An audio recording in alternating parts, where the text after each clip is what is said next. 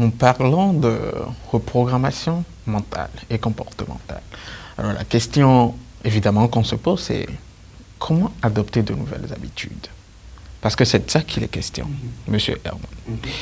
Et dans nos échanges, vous avez dit, vous avez identifié 101 exercices pour pouvoir se créer une nouvelle personnalité, pour adopter de nouvelles habitudes.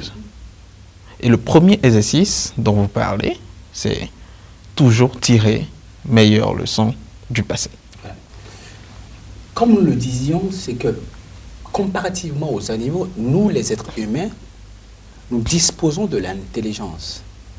Qui fait que lorsque nous vivons une situation, ou nous vivons une expérience, nous pouvons décider de la partie que nous choisissons de tirer de cette expérience-là. Chat échaudé craint l'eau froide, dit-on. Mais ça ne s'applique qu'au chat et non à l'être humain. Mais si vous vous programmez sur le fait que chat échaudé craint l'eau froide, ce qui va se passer que dans votre cas, les choses que vous avez eu à faire qui n'ont pas produit du résultat, vous déciderez de ne plus les faire. Prenons un entrepreneur qui a pris du crédit et qui, parce qu'il a pris du crédit, a abouti à une situation de difficulté financière et d'endettement. Il a beaucoup souffert. Quand il va se reprendre à nouveau, il va penser que ce n'est pas bon de prendre du crédit. Et même dans les cas où il est solvable, mais il a besoin juste d'un coup de main de la part de son banquier ou de la part d'un investisseur, la situation mal vécue dernièrement par rapport au crédit va faire qu'il va dire « je n'en veux plus ». C'est cette programmation par rapport à ce qui s'est passé la dernière fois qu'il faut déprogrammer. Quand quelqu'un a travaillé avec un type d'individu précis, il a catalogué et il a eu un résultat avec lui, dès qu'il rencontre une autre personne ayant la même origine peut-être, ayant les mêmes caractéristiques que la personne avec qui il a eu à travailler la dernière fois et ça n'a pas marché, il va dire « je ne travaillerai pas avec lui ».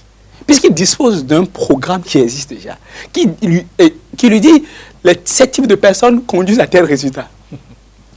Mais comme on l'a dit, ce sont les dispositions à prendre qui changent tout.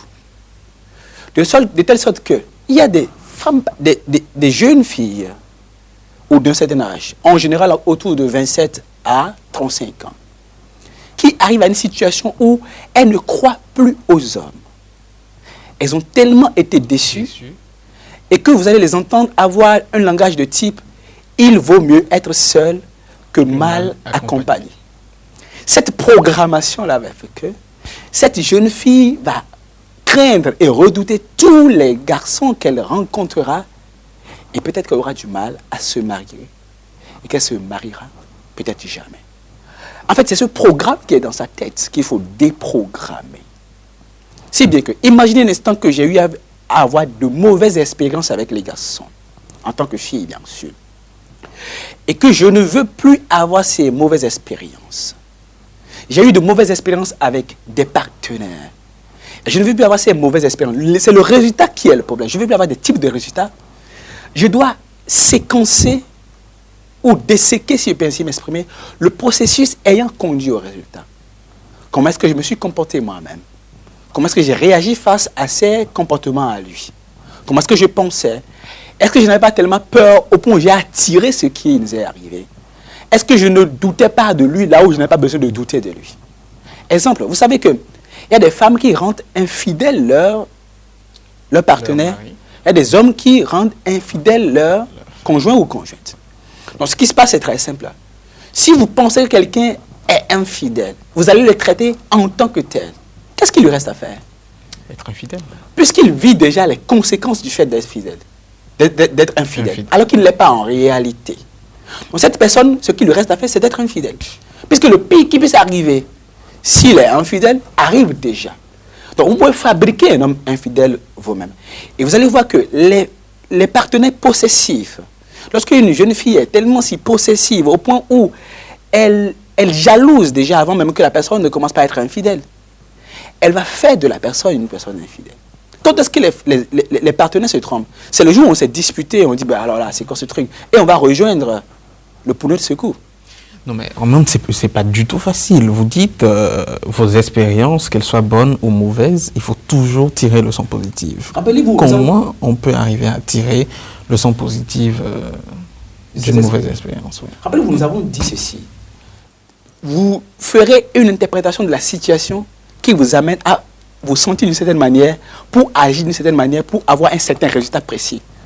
Donc, du coup, c'est du résultat que vous passez. Donc, si vous êtes en situation et vous avez vécu une mauvaise expérience, demandez-vous, quel est le résultat que je veux obtenir? Ce qui importe, ce n'est pas la personne d'en face, ce n'est pas la qualité de la personne d'en face. C'est la manière dont vous choisissez d'établir les rapports et de vivre les rapports avec cette personne, quel qu'il soit. Quelle qu'elle soit, excusez-moi. Et donc, si vous décidez de procéder autrement, vous aurez un résultat différent. Bon, donc, voilà les 6 affaires. Lorsque vous avez vécu une mauvaise expérience, la première question à se poser est la suivante. Qu'est-ce qui s'est passé? Comment est-ce que j'ai pu en arriver là? D'où est-ce que je suis parti? Quels sont les facteurs qui ont été à la base de ce qui s'est passé? Est-ce que c'est la nature des interlocuteurs ou des comportements des interlocuteurs ou des réactions des interlocuteurs? Qu'est-ce qui a amené à ces réactions? Quel comportement j'ai eu? Quand je prends 3 situations différentes, quelle est la constante? C'est-à-dire que quelle est la réaction que j'ai l'habitude d'avoir, quel que soit le type de partenaire que j'ai en face de moi? Parce que quand vous avez eu 3 différents partenaires et que vous aboutissez au même résultat, il y a une constance, c'est vous. Donc vous devez vous demander quels sont les comportements que j'ai eus et qui ont conduit alors à ce que j'ai connu des échecs avec les 3 différents partenaires. Et quand je décide, je voudrais décider alors de changer ces réactions-là. Et quand j'ai des clients qui posent des problèmes de ce type, je leur dis, quels sont selon vous les 2 éléments essentiels pour qu'une relation existe, qu'elle soit une relation de couple ou une relation normale, sociale, d'autres types? Ils disent pas. Ils disent pas, ils savent pas. Ils disent que les hommes sont compliqués. Ils disent que les femmes sont compliquées. Ils disent que les gens n'aiment pas les gens. Je leur dis, est-ce que vous savez que pour qu'une relation puisse durer, il faut savoir dire merci et pardon. Merci pour apprécier la personne qu'on a en face telle qu'elle est. Et ensuite, le pardonner quand elle ne fait pas les choses auxquelles nous attendons par rapport à cette personne. Vous avez vécu une mauvaise expérience avec quelqu'un, par exemple. Vous devez demander quelles sont les dispositions à apprendre que vous n'avez pas eu à prendre. Quelles sont les nouvelles dispositions que vous devez ajouter par rapport aux dispositions de la dernière fois? Quel est le nouveau langage à avoir? Quelle est la nouvelle attitude à avoir? Quelle est la stratégie à adopter que vous n'avez pas eu à adopter? Si vous changez la stratégie, vous allez changer de résultat, mais plus être. Si vous changez ce que vous pensez de la situation, vous allez avoir de meilleurs résultats. Et vous devez vous dire, quelle est la meilleure façon dont je dois interpréter les résultats auxquels j'ai abouti pour que la prochaine fois, je n'ai pas le même résultat. Donc, au fond, il ne s'agit pas de rejeter une situation, il ne s'agit pas de fuir une situation, il s'agit de tirer le son de la situation et de changer de stratégie.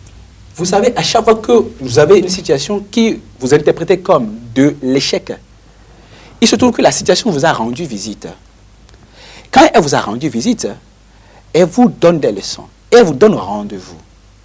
Et elle va vous dire, quand vous allez la rencontrer la prochaine fois, qu'as-tu changé? Qu'as-tu appris de nouveau depuis la dernière fois où nous nous sommes rencontrés? Si vous n'avez rien appris de nouveau, si vous n'avez pas changé les dispositifs, si vous n'avez pas changé votre façon de vous y prendre, la situation va faire appel à la difficulté et à l'échec.